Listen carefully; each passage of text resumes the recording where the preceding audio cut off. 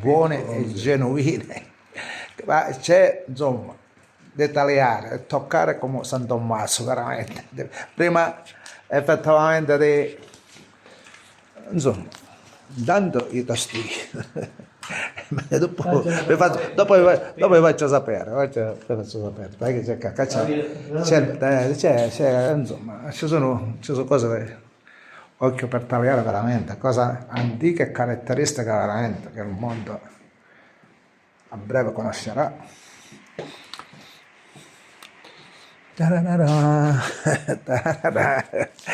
Il shelf. Questa verdura, che verdura è? Sanapo. Significa in italiano? Sanapo. Sanapo, che c'è? Ma insomma, tipici prodotti nostrani siciliani. Vedete che c'è?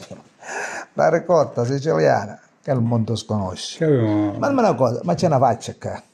La faccia sta a posto che è così? È una faccia, c'è o no? Sì, una faccia, sì.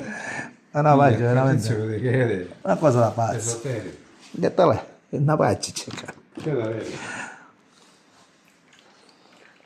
Giuseppe. Sì.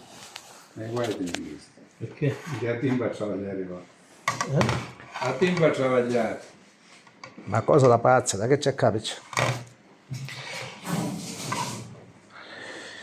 I cagucci, allora non giocavo di a caso, solo nostrane, solo cose nostrane abbiamo. Olio di serie A. E che c'è qua? Olio di serie A.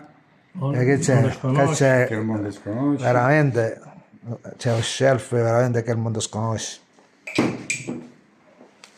Insomma, tanto la Sicilia è tutta bella.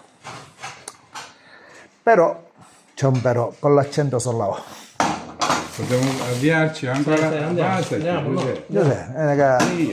Praticamente facciamo cosa pure salutare, su cosa salutare, ma dobbiamo... Dai che formaggio... Oh, dai che c'è qua.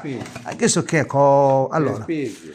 Allora, pecorino, mai che stagionato di 12 mesi o 24? 12 mesi. 12 mesi che sto qua. Che sono un pecorino siciliano, che tipico. No. E caciocavallo.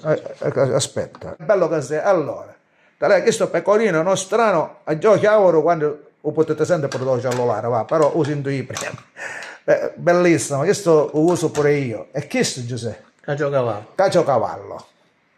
Che il mondo conosce, ora facciamo conoscere che la prima volta sta. Questo porto io. E io